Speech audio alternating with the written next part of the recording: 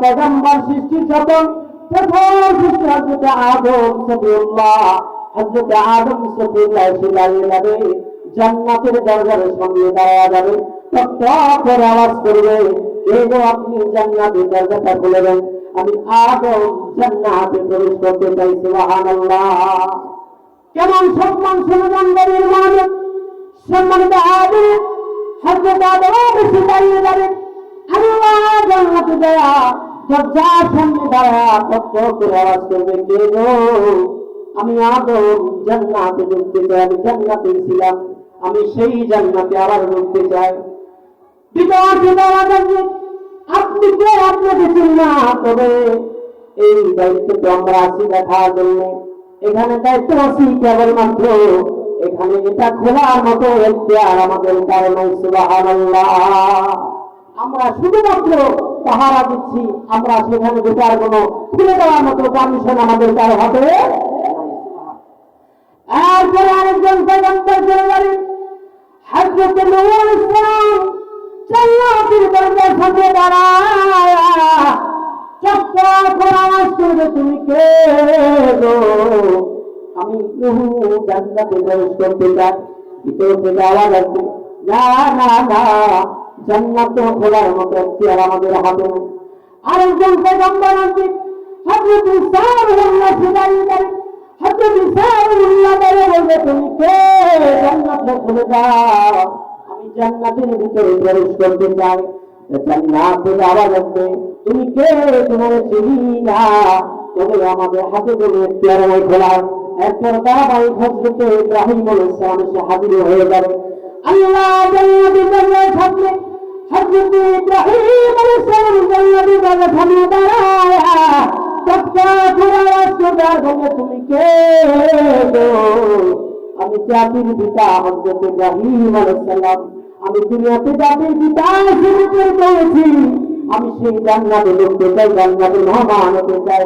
জান্নাতে যাওয়ার আগে তুমি কে, তোমার জীবিতা, তবে আমাদের খোলার মতো কোনো এখতিয়ার নাই, কেবলমাত্র শুধুমাত্র এই জান্নাত জন্য যার হাতের চাবি আছে, তিনি হলেন আখিরের জামানার পয়গম্বর মুহাম্মদুর রাসূলুল্লাহ। সুবহানাল্লাহ।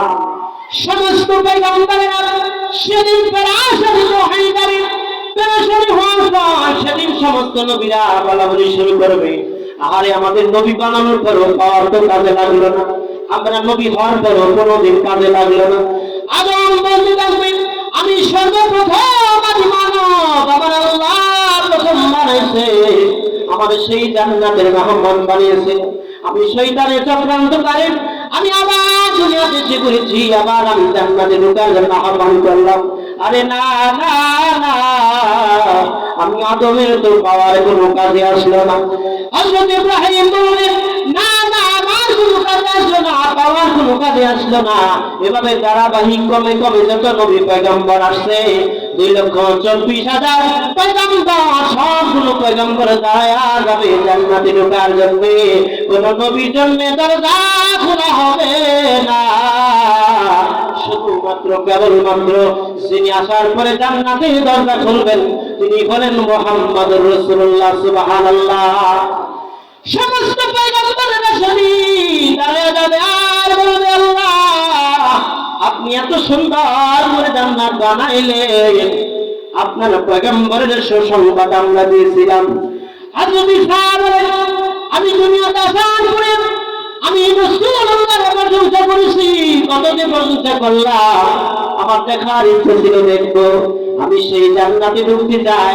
তবে সব কথার শেষ কথা হলো, সমস্ত পয়গম্বরেরা সবগুলো জান্নাতে দরজার সামনে দাঁড়ায় সেদিন আওয়াজ করবে, আল্লাহ আমরা নবী হওয়ার পরও কি জান্নাতে যেতে পারবো না?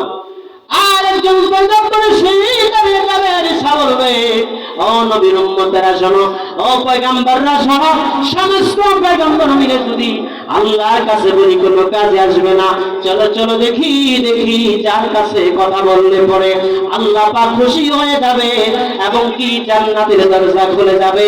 সব নবীরা এসে আল্লাহর পয়গম্বর মুহাম্মদুর রাসূলুল্লাহর সংবাদ দিবে। চিল্লায় কোন সুবহানাল্লাহ।